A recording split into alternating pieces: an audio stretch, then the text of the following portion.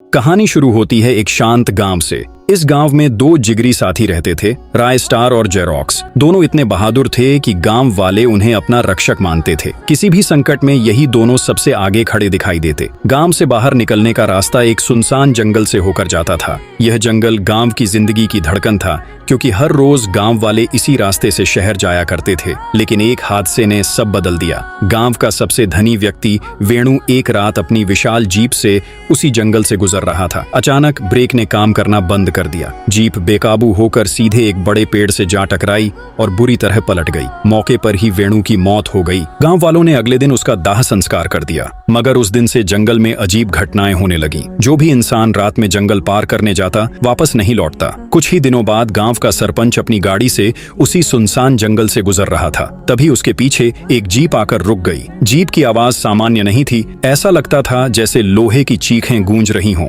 सरपंच ने सोचा कि ड्राइवर को आगे निकलने देगा, पर जीप वहीं टिकी रही। जब सरपंच ने शीशे से झांका तो उसके होश उड़ गए। ड्राइवर का चेहरा इंसानी नहीं था, वह किसी दानव जैसा दिखता था। जीप अचानक सरपंच की गाड़ी से आगे निकल गई। सरपंच उतरा तो देखा कि गाड़ी के टायर अपने आप पंचर हो चुके थे। सामने वही दानव खड़ा था, हाथ में खंजर लिए। इससे पहले कि सरपंच मदद के लिए आवाज लगाता, उसकी निर्मम हत्या कर दी गई। इसके बाद एक मौतें होती रहीं। गांव के लोग डर के मारे रात में जंगल से गुजरना बंद कर चुके थे। आखिरकार सबने मिलकर राय स्टार और जेरोक्स से मदद मांगी। राय स्टार ने जेरोक्स से कहा, तुम गांव वालों का ध्यान रखना, मैं उस जंगल की सच्चाई का पता लगाऊंगा। अगले दिन राय स्टार अपनी गाड़ी लेकर जंगल की ओर निकला। रास्ते में वही रहस्यमयी जीप उसके पीछे आ गई और उसकी गाड़ी को टक्कर मारकर आगे निकल गई। राय स्टार ने गाड़ी रोकी और बाहर उतरा, लेकिन जीप गायब हो चुकी थी। थोड़ा आगे बढ़ते ही उसकी गाड़ी के टायर भी पंचर हो गए। वह जैसे ही उतरा, सामने वही दानव खड़ा था। राय स्टार ने जोर से पूछा, कौन हो तुम? लोगों को क्यों मारते हो? दानव ने गरजती आवाज में कहा,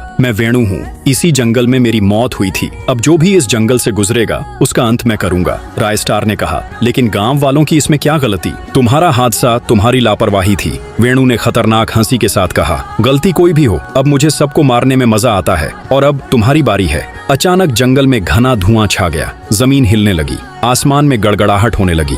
चारों ओर धमाके, आग और गोलियों की गूंज फैल गई। जब धुआं छटा, तब जंगल में केवल राय स्टार खड़ा था। वेणु जमीन पर निर्जीव पड़ा था। राय स्टार ने उसकी ओर देखा और ठंडी सांस लेकर बोला, तेरा खेल खत्म, अब गांव वाले सुरक्षित हैं।